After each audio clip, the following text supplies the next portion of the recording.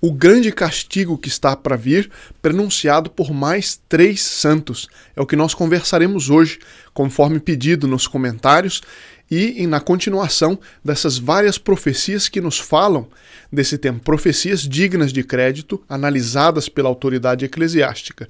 Muito bom dia, meu nome é Daniel Martins. Esse é o nosso assunto hoje no canal dos Santos Anjos.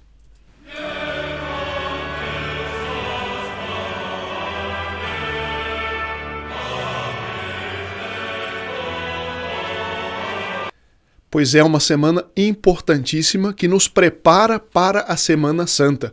E o assunto que nós vamos ver também, ele cria essa ambientação para nós pensarmos, né, na penitência, como nós devemos fazer penitência pelos nossos pecados, como andam as coisas no mundo de hoje, como elas ofendem a Deus Nosso Senhor.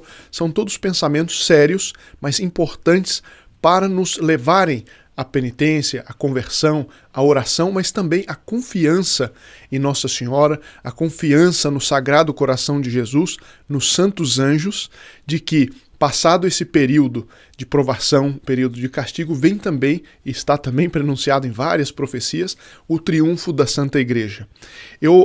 Então, antes de ir para esses 3 outros santos que falam a respeito desse mesmo castigo, né? Eu lembro aqui que todos aqueles que ainda não pediram o seu adesivo podem ligar neste número que está aqui na tela, 11 40 40 13 64. Pode ligar das 6 da tarde até as 10 da noite. É uma campanha feita pelos nossos voluntários que criaram um adesivo, fizeram tudo, mandaram imprimir, e é um adesivo já bento por um sacerdote que diz: São Miguel, protegei minha família. Um outro anúncio é que hoje é o último dia para aqueles que ainda não colocaram suas intenções específicas. Está no link na descrição do vídeo. Não adianta colocar no comentário. Tem que colocar no link que está na descrição do vídeo, certo? É colocar as suas intenções específicas, que vão ser impressas, levadas à Sacra de San Michele. É o terceiro principal santuário de São Miguel. Essa intenção, o seu nome e as suas intenções serão levadas, o nome e a intenção de todos os que são membros do grupo Apóstolo dos Santos Anjos. Se você ainda não conhece, ainda não faz parte, gostaria de entender e de fazer parte desse grupo seleto, vá, por favor, também no mesmo link, embaixo, rolando a página, tem lá a explicação da importância e como fazer para participar desse grupo. Aqueles que fizerem isso até hoje, colocarem suas intenções, elas serão impressas. Quem já faz parte do grupo ou já colocou intenções ou não tem nenhuma intenção específica, não tem problema, o seu nome já está incluído e será impresso e levado nesse santuário. Bom, eu espero que aqui onde eu estou está chovendo, espero que não atrapalhe aqui o áudio. Bom, vamos lá, eu vou tirar daqui esse anúncio. Bom, vou deixar um pouquinho o número para que se quiserem anotar. E hoje eu selecionei aqui 3 trechos diferentes, de 3 personagens diferentes. São Pio X, o Papa São Pio X, que ele fala desse grande castigo, uma revelação que ele teve. Santa Gemma Galgani, tão conhecida por nós, né? Santa Gemma Galgani, que tinha um convívio visível com o anjo da guarda dela, um convívio muito estreito com o anjo da guarda dela. A gente vê que são tantos temas, né, para nossas conversas, graças a Deus. Nós vamos no futuro falar sobre a relação de Santa Gemma Galgani com os anjos. E a terceira é uma freira que ainda não está canonizada, está em processo de canonização, que é a Sor Marie de Vallée, ou Maria de Vallée. É uma grande mística francesa, certo? E São Luís Grignon de Montfort se baseou em muitos dos escritos e das profecias dela. Ele cita no Tratado da Verdadeira Devoção trechos de profecias dela, apesar de que ele no tratado não diz o nome, certamente porque por alguma conveniência na época ele tinha razões para não citar o nome, mas se sabe que ele conheceu os escritos dessa mística. Essa mística tinha como confessor um grande santo também. Então, todos esses trechos que eu vou ler são tirados de fontes confiáveis. Por exemplo, esse primeiro trecho é do livro A Vida Admirável e as Revelações de Marie de Vallée. É um livro de 1926, com a devida autorização eclesiástica, etc. Então vamos lá para os trechos. Alguns trechos, são muitos. A obra de Sœur Marie de Vallée é enorme. Santa Gema Galgani também, mas eu queria hoje focar em alguns trechos pequenos. O juízo do mundo será pelo fogo. Sobre o castigo diz ela. Então aqui citação, certo? Marie de Vallée, no século XVII, já anunciou, ela também, o juízo do mundo pelo fogo. Será um dilúvio de fogo, precursor do dilúvio de graças do reino do Espírito Santo, que Nosso Senhor anunciava com essas palavras. Então ela cita em latim e diz o seguinte: o Espírito do Senhor encheu toda a terra. Eu vou já explicar. O que se entende do tempo no qual o Espírito Santo colocará o fogo do amor divino em toda a terra e que fará esse dilúvio de graças? Porque há 3 dilúvios, segundo ela. Os 3 são tristes, porque são enviados para destruir, mas destruir o pecado. Triste no sentido de que enquanto ele está acontecendo, ele é terrível. Mas logo depois do dilúvio destruidor, vem um dilúvio restaurador de graças. Então ela diz, o primeiro dilúvio, isso é o que São Luís Grignon cita também no tratado, na verdadeira devoção, aqueles que conhecem, o primeiro dilúvio é o do Padre Eterno, que foi um dilúvio de água. Isso nós conhecemos, foi o dilúvio. O segundo dilúvio é o dilúvio do Filho, que foi um dilúvio de sangue. Quer dizer, a quantidade de sangue que Nosso Senhor Jesus Cristo derramou na cruz, depois do castigo de Jerusalém que veio, enfim, ela chama de dilúvio de sangue. O terceiro é o dilúvio do Espírito Santo, que será um dilúvio de fogo. Mas será triste como os outros, porque encontrará muita resistência e uma quantidade enorme de madeira verde que será difícil de queimar. Ou seja, o Espírito Santo virá para purificar o mundo dessa quantidade enorme de pecados que nós vemos hoje. Muita gente resistirá a essa purificação. 2 dos dilúvios já passaram, mas o terceiro permanece. E como os 2 primeiros foram previstos muito tempo antes de chegarem, assim também o último, só Deus conhece o tempo. Então é muito interessante isso, e as várias revelações, ou seja, Deus Nosso Senhor, por meio das revelações privadas, do anúncio dos santos, da explicação dos doutores e dos santos, Deus vai preparando a humanidade dizendo, ó, vai acontecer, são várias coisas. As pessoas não deram ouvidos a isso. Nossa Senhora, ela mesma veio em La Salette, veio em Lourdes, veio na Rue du Bac em Paris, veio em Fátima e outras aparições já, enfim, verificadas pela autoridade eclesiástica, e a humanidade não dá ouvidos. Pelo contrário, quanto mais anúncio tem, mais as pessoas se enxafurdam no pecado. Bom, então ela aqui, e depois ela discorre longamente. Eu só queria citar que já desde o século XVII, que era uma época em que a cristandade europeia estava numa decadência enorme, Nosso Senhor tentando evitar o castigo, e as pessoas a maioria não atendiam. Bom, Santa Gema Galgani, ela já é bem mais recente, né? É do final do século XIX, início do século XX, ela morreu em 1903, existem fotos dela, aliás, de uma pureza e de uma beleza extraordinárias.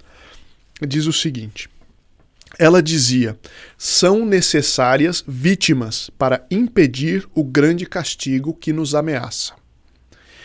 Em Pentecostes de 1902, numa grande visão, o Senhor mostrou a desgraça da igreja e de seus servidores.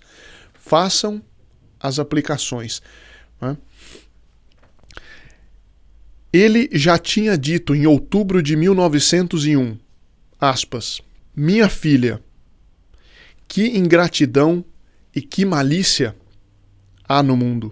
Os pecadores vivem impenitentes e endurecidos em suas faltas. Meu Pai não pode mais suportar essas faltas. As almas vis, ou seja, perniciosas, iníquas, as almas vis e débeis não fazem nenhum esforço para dominar a carne. E aqui eu aproveito para responder a pergunta nos comentários. Alguém disse, mas então o senhor quer dizer que toda vez que alguém vê pornografia precisa se confessar? Eu até respondi no comentário e aproveito para responder para todo mundo aqui. É claro que sim, com um porém. Com um porém, eu vou fazer um parêntese pequeno. Se alguém quiser, eu posso explicar mais depois. O porém é o seguinte, se a pessoa ela vê pornografia e diz, bom, agora eu confesso, tá bem. Volta para o computador, vai para vídeos pornográficos, vê pornografia de novo, vai lá e se confessa. Segundo Santo Afonso de Ligório, a pessoa que não faz o esforço para tirar de si a ocasião de cometer o mesmo pecado, chega em determinado momento que a confissão já não é mais válida. Então a pessoa não só deve confessar, mas ela deve fazer um esforço, e dependendo do grau de vício, fazer um esforço enorme para tirar, para afastar as ocasiões de cair no mesmo pecado. Porque não é assim, eu pequei, confessei, né? Põe um xizinho lá na lista, acabou, etc. Passa para a próxima página da agenda, agora o que eu vou fazer? Não é assim. Não é assim. A confissão ela deve ser acompanhada de um verdadeiro arrependimento. Não quer dizer que a pessoa nunca mais vai cair. Tem gente, né, a história dos santos penitentes, tem gente que cai muitas vezes, mas a cada vez ela toma a iniciativa de, não, eu vou fazer algum esforço pelo menos eu peço a Deus para me dar graças, para eu fazer o esforço de nunca mais pecar. Ela vai lá e cai de novo. Mas ela nunca toma a seguinte posição. Não, vou pecar de novo porque depois é só confessar. Isso se chama tentar a Deus. Não se pode fazer isso. Mas a resposta é sim. Veja o que diz aqui. Pessoas vis e débeis que não fazem nenhum esforço para dominar a carne. Existem aqueles que fazem um esforço e caem de novo. Certo? Devem fazer ainda mais esforço. Mas o fato é que elas fazem um esforço.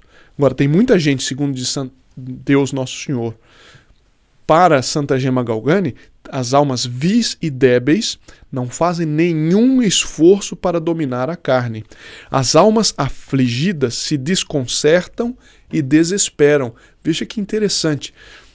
Não é só dizer, esse pessoal fica caindo no pecado. Mas será que eu alimento em mim a confiança de que Deus Nosso Senhor e que Nossa Senhora vencerá no momento que eles sabem, só eles sabem?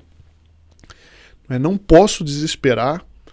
Então, as almas aflitas devem fazer esse esforço, porque é duro hoje em dia, sobretudo quem passa por problemas nervosos, problemas depressivos, é duro. A aflição, esse tipo de aflição é duríssimo. Mas fazer um esforço, não é, para confiar em Deus Nosso Senhor, colocar nele e não nós a nossa confiança. As almas fervorosas se entibiam cada vez mais. Os servidores do meu santuário, aí tem um corte que não fala no texto.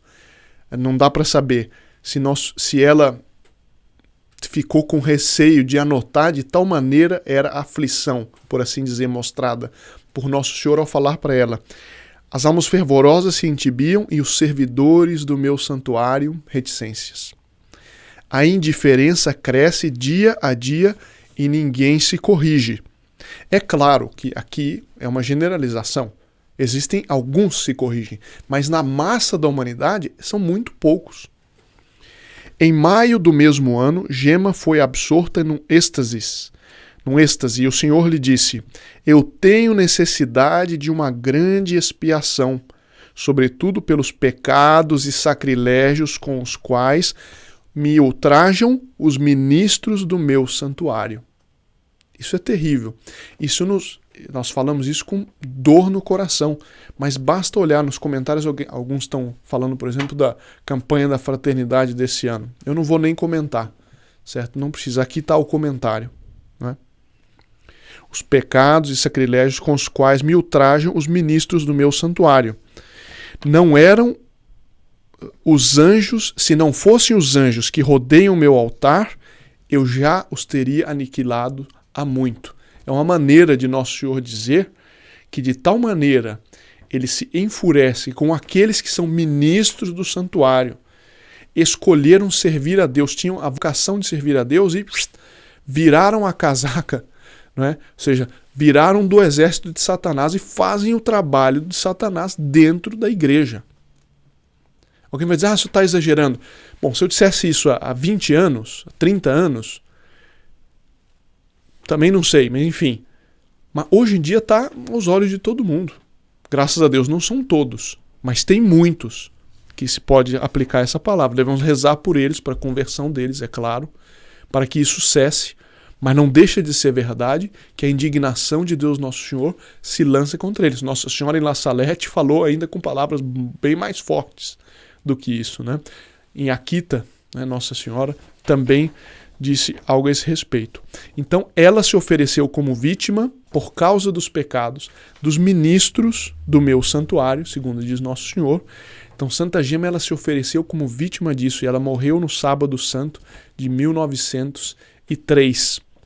E a gente vê que hoje, o que Nossa Senhora, o que os anjos, ainda falta, eu vou falar de São Pio X agora, mas o que os anjos, o que Nossa Senhora, o que Nosso Senhor espera de nós? Nós, eu digo eu, não é quem está me assistindo nessa nossa conversa de hoje, uma conversa séria, mas importante. O que Nossa Senhora espera de nós? Qual que é o sacrifício principal que nós podemos fazer hoje?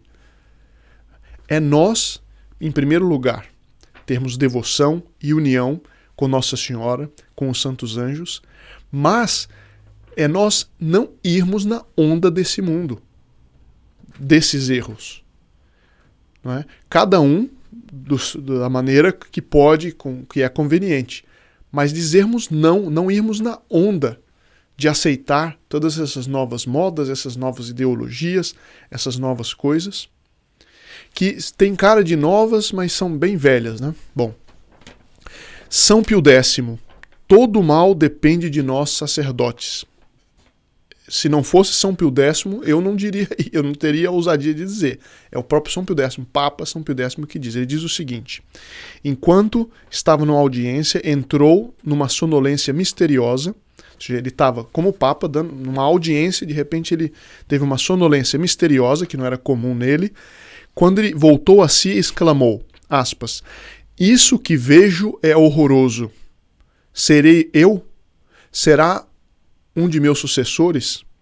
O que é seguro é que o Papa deixará Roma e para sair do Vaticano será necessário passar pelos cadáveres de seus sacerdotes. Isso vai muito na linha da terceira parte do Segredo de Fátima, conforme foi publicado.